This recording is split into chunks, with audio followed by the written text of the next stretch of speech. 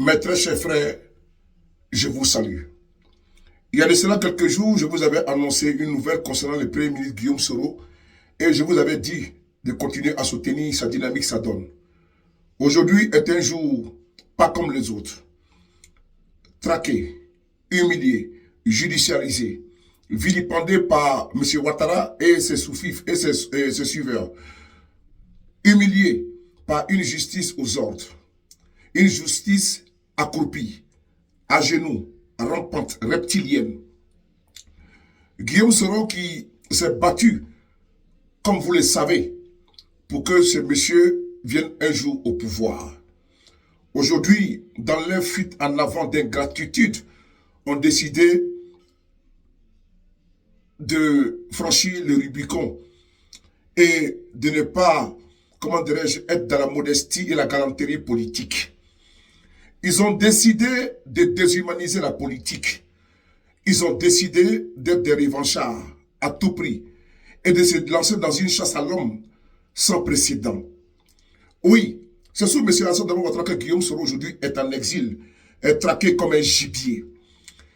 Le président Guillaume Soro a décidé de prendre son destin en main et de ne pas se laisser dicter par qui que ce soit et de rentrer dans son pays, la Côte d'Ivoire. On l'écoute ici. Merci à vous. Mes chers compatriotes, me voici donc devant vous grâce à la magie de la technologie. Et rassurez-vous, je me porte très bien. Vous l'avez appris, M. Ouattara a tenté de m'arrêter à l'aéroport d'Istanbul et de m'extrader par la procédure d'urgence en Côte d'Ivoire le 3 novembre dernier. Ceci n'est pas discutable. Depuis ces 5 longues années, son obsession forcenée à me mettre aux arrêts ne s'est jamais flétrie. Puis, elle s'est aggravée. Après m'avoir fait condamner par une justice émasculée aux ordres, successivement à 20 ans et à perpétuité, il a entrepris de déclencher contre moi une féroce chasse internationale à l'homme en dépit des décisions de la Cour africaine des droits de l'homme et des peuples qui a annulé toutes les poursuites contre ma personne parce que, vous le savez bien, elles étaient politiquement motivées.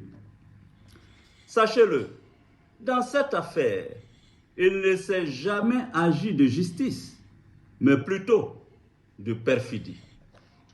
En effet, déjà dans le courant de l'année 2020, précisément au mois de novembre, il a exigé de la France où je résidais mon arrestation et mon extradition. Paris, comme vous le savez, a décidé de m'interdire son territoire. Du 14 au 18 février 2022, Alassane Ouattara a effectué une visite officielle en Belgique avec, parmi ses priorités, l'obtention de mon arrestation. Il a expressément exigé que le visa Schengen que je détenais ne soit pas renouvelé. Il a insisté auprès du gouvernement belge pour que ce pays ne me délivre aucun document administratif qui m'aurait permis d'y résider légalement. Ceci aussi est incontestable. Ceci m'a contraint à emprunter une autre destination pour mon exil. En janvier 2022, je me suis installé à Dubaï.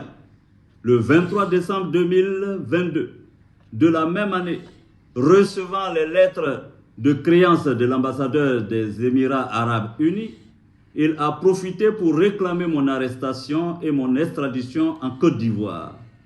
Ceci ne se discute pas non plus.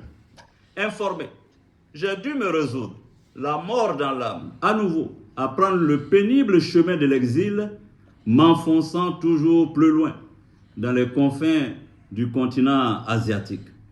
Chers compatriotes, la dernière tentative d'arrestation opérée à Istanbul démontre, si besoin en était, que le seul lieu de repos paisible que M. Ouattara me réserve est bien le cimetière. Est-ce le lieu auquel l'on doit destiner son bienfaiteur, celui qu'on affublait hier encore c'est mon fils? Non. Je revendique le droit légitime à la vie et je n'irai pas plus loin dans mon exil. Je refuse d'être un fugitif, d'autant plus que, devant Dieu et les hommes, je ne suis coupable d'aucun forfait qui mériterait un tel châtiment. C'est pourquoi j'annonce, ici et maintenant, que je mets fin à mon exil. Car il m'est pénible de vivre loin de ma terre ancestrale et natale d'Afrique.